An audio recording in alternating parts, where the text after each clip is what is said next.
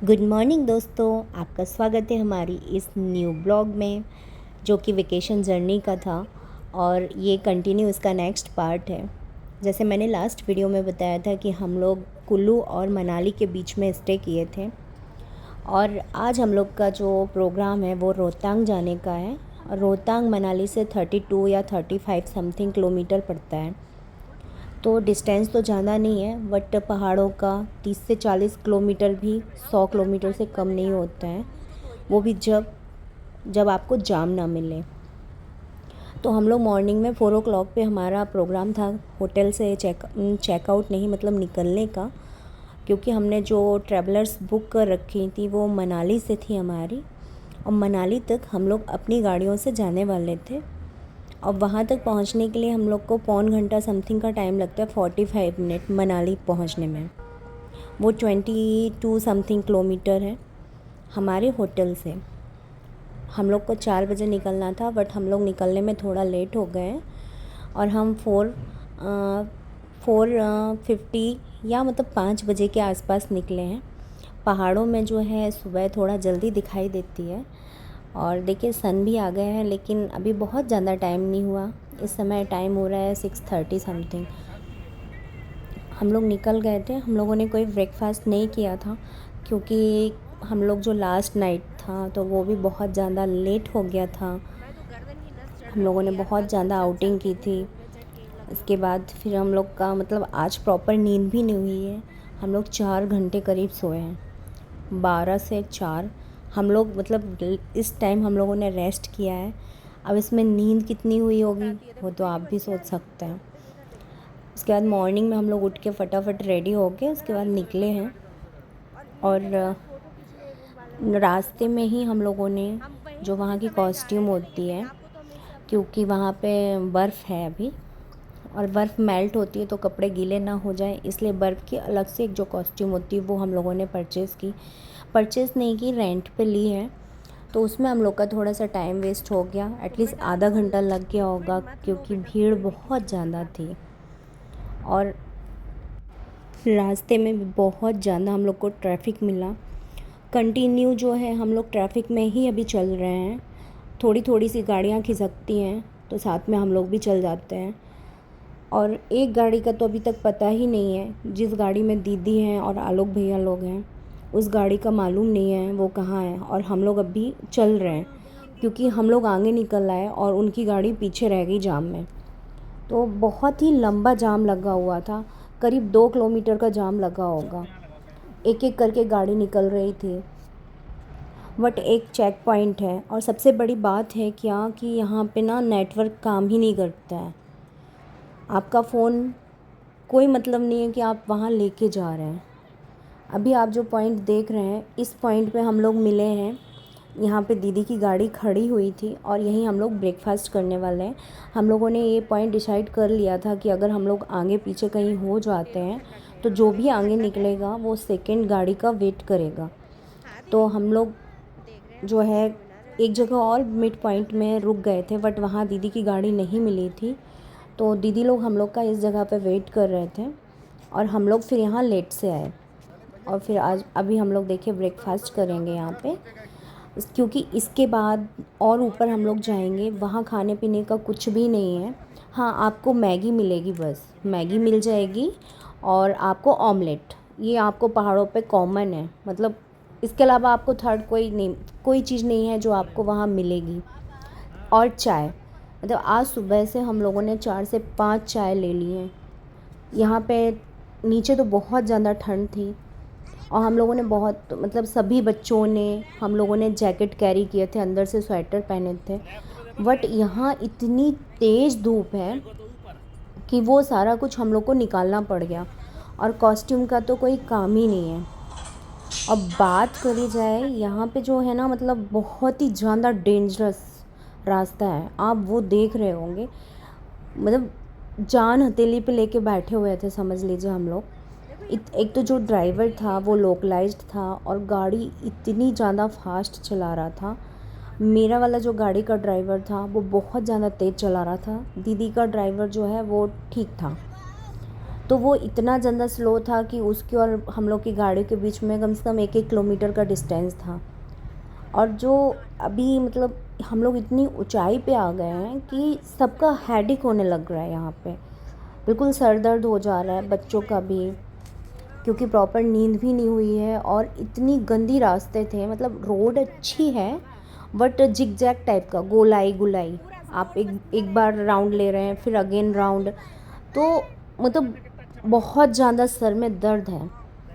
बस उम्मीद है कि बर्फ़ अच्छे से देखने मिल जाए। अभी उसका सैंपल आप देख रहे होंगे बीच बीच में।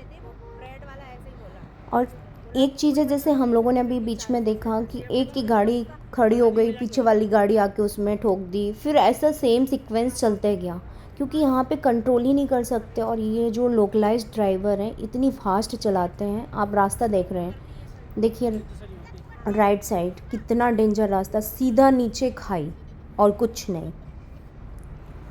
तो बहुत ज़्यादा रिस्की है ये एरिया, क्योंकि हम अगर खुद की गाड़ी से आते हैं तो फिर भी हमारे ड्राइवर्स जो हैं उनको हम बोल सकते हैं कि भाई आराम से चलाइए, बट ये जो ड्राइवर हैं ये कुछ भी सुनने को तैयार नहीं है।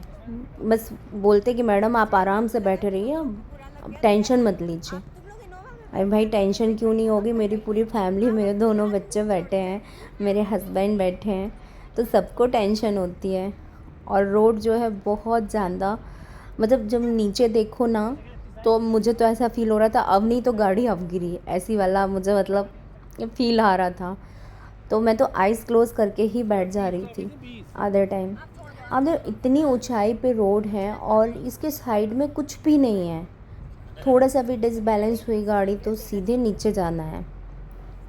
बकाया ये है कि नज़ारा तो बहुत ही खूबसूरत है, बट उसको अगर हम लोग एंजॉय कर पाए टेंशन फ्री होके तो ये चीज़ और भी ज़्यादा अच्छी लगेगी। मुझे तो ऐसा फ़ील हो रहा है कि बस भगवान जल्दी से जिस जगह हमको जाना है वहाँ पहुँचा दीजिए और मैं टाइम से घर वापस चली जाऊँ। घर मीन्स अपने होटल पहुँच जाऊँ बस, और कुछ नहीं चाहिए आज के लिए, इतना काफ़ी है। क्योंकि इतना रिस्क लेके घूमना मुझे अच्छा नहीं लगता है।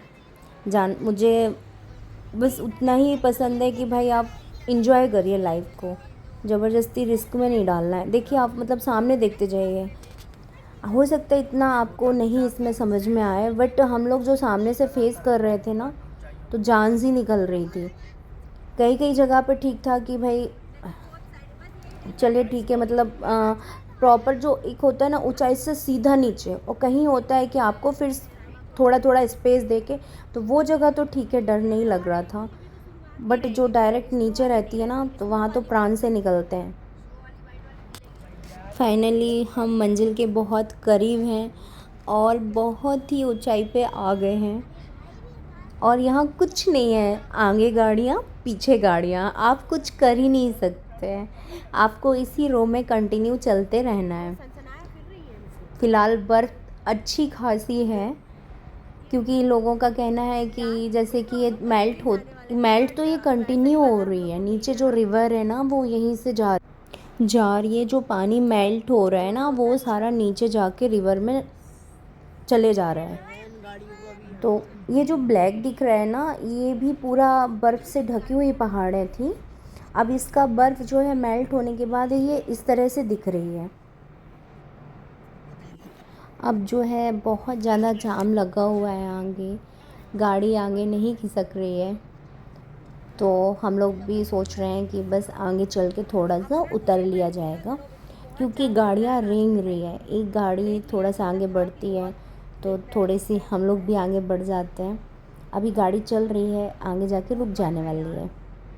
तो बस इसी तरह से, लेकिन जो आप देख रहे हैं ये सारी बर्फ़ की ही सिल्ली है। इतनी मोटी बर्फ़ थी यहाँ पे, बहुत ज़्यादा मोटी।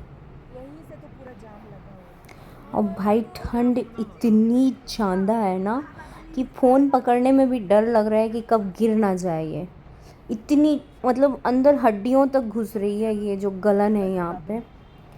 हम लोग सारा कुछ पहने हैं उसके बाद भी मतलब फ़ील ही नहीं हो रहा है कि इतना कुछ पहन रखा है। इतना ज़्यादा कोल्ड हो रहा है और हवा भी जो है बिल्कुल ठंडी, मतलब मैं आपको टेम्परेचर नहीं बता सकती हूँ कि क्या सिचुएशन है अभी इस जगह पे। मतलब गाड़ी के अंदर भी हम लोगों को ना कोई मतलब फील ही नहीं हो रहा है कि हम गाड़ी के अंदर बैठे हुए हैं, सेम टेम्परेचर है। बहुत ज़्यादा ठंड है भाई। बस हम लोग देख रहे हैं कि किस जगह पे रुका जाए, क्योंकि गाड़ियाँ आगे नहीं बढ़ रही हैं ना, तो लोग कहीं भी उतर जा रहे हैं, ऐसा हो रहा है। तो पूरा इन लोगों ने पूरे रास्ते को ना डिस्टर्ब करके रख दिया है। ये देख रहे होंगे आप, कोई कहीं भी रुक जा रहा है। तो ये सारी चीज़ें काफ़ी प्रॉब्लम क्रिएट कर रही हैं। दीदी और हम लोग पूरा अलग अलग हो चुके हैं, उनकी गाड़ी और हमारी गाड़ी का कोई अता पता नहीं है। बस ये है कि कोई दिख जाए। हम लोग उतर के पूरा इंजॉय किए हैं। अब हमारी गाड़ी निकल गई है, वो मैंने आपको नहीं दिखाया क्योंकि मैं बोल रही थी ना, जब मैं मतलब हम लोग गाड़ी से उतरे थे ना, तो इतना ज़्यादा वहाँ पे ठंडा था कि फ़ोन पकड़ने में भी लग रहा था ना कि फ़ोन गिर ना जाए। और बस हम लोग की नज़र, गाड़ी वैसे ही स्लो स्लो चल रही है, कहीं भी हम लोग ना गाड़ी को लगा के दीदी को नहीं ढूंढ सकते हैं, तो गाड़ी वैसे ही मतलब रेंग रही है। इसी बीच हम लोग देखिए, हाथ दिखाया, दीदी जीजू दिख गए हैं सामने, ये दीदी दिख गई हैं। अब हम लोग उतर गए हैं और गाड़ी हमारी आगे चली गई है। अब यहाँ पे रिस्क ये होती है, अब कहाँ हमको गाड़ी मिलेगी कोई आइडिया नहीं है। एक दूसरे से कोई फ़ोन में कांटेक्ट नहीं हो रहा है, जैसे मैंने बताया यहाँ नेटवर्क नहीं है। और ठंड इस कदर ठंड है ना कि लग रहा है कि निमोनिया हो जाएगा तुरंत ही। ये वाली कंडीशन है यहाँ पे। मतलब जितने भी कपड़े पहने बहुत कम है। और हम लोग का जो कॉस्ट्यूम था वो जल्दी के चक्कर में गाड़ी में ही रह गया। इवन ग्लव्स भी रह गया, कैप भी रह गया, सब कुछ उसी में छूट गया। अब हम लोग सोच रहे हैं कि यहाँ से चला जाए, क्योंकि बादल आ रहे हैं, तो लग रहा है कि मौसम हो रहा है पानी गिरने का और ठंड बहुत ज़्यादा है। तो बस वेट कर रहे हैं गाड़ियों का। हम लोग निकल आए हैं, रोड पे आ गए हैं अंदर से। अब गाड़ियों का वेट किया जा रहा है कि गाड़ी मिल जाए तो हम लोग बस जाएं। और हम लोग निकल गए हैं, आधे रास्ते पहुंच गए हैं। अब हम लोग एंटर करने वाले हैं अटल टनल, जो कि 10 किलोमीटर है पूरा। और इसमें भी सबसे बड़ी बात ये है कि वो मैं आपको फिर से बता दूं कि मेरी और दीदी की गाड़ियाँ फिर से अलग अलग हो गई हैं। हम लोग मतलब ना तो उनका रुक कर वेट कर सकते, क्योंकि यहाँ पे ना लाइन लगी हुई है, आगे भी पीछे भी। तो अब देखते हैं, बात ये हुई है कि टनल के आगे हम लोग रुकेंगे, कोई भी पहले पहुँच जाएगा, क्योंकि हम लोग नेक्स्ट एक पॉइंट पहले से डिसाइड कर ले रहे थे कि जो पहले पहुँचेगा इस पॉइंट पर रुक जाएगा। तो हम लोग टनल में इंटर कर गए हैं और अभी यहाँ फ़ोन काम करने लगे हैं अपने। तो अब ज़्यादा प्रॉब्लम नहीं है, क्योंकि हम लोग टनल के उस साइड जब पहुँचेंगे तब उनसे बात करेंगे कि वो लोग कहाँ पे हैं, क्योंकि हम ही लोग आगे चल रहे हैं। तो फिर टनल देख ही रहे होंगे आप मतलब बहुत ज़्यादा सफोकेटिंग है ये एरिया। अब हम लोग को भूख भी लगने लगी है, क्योंकि हम लोगों ने जाते टाइम ब्रेकफास्ट किया था और हमको एक जगह मोमोज़ मिल गए। फिर हम लोगों ने मोमोज़ खाए और उसके बाद हमने जिप लाइनिंग किया। मुझे छोड़ के सभी ने जिप लाइन किया। मैं बता दूं, मुझे ना ऊंचाई से बहुत ज़्यादा डर लगता है, तो मुझे डर के मारे पहले से ही मेरी तबीयत ख़राब होने लगी थी। कई बार मना किया कि नहीं नहीं नहीं करते हैं, बट कोई नहीं माना। तो सब लोग गए और मैं खड़े होकर बस वीडियो बनाती रह गई। तो देखिए, अभी इस समय जा रहे हैं ईशू और ईशू के पापा, दोनों लोग जा रहे हैं। और लास्ट में बात आती है आज के दिन की रिव्यू की। तो मैं बताऊं, आज का दिन बहुत ही अच्छा रहा। डर तो बहुत लगा, बट ओवरऑल गुड था। सो बाय गाइस, टेक केयर।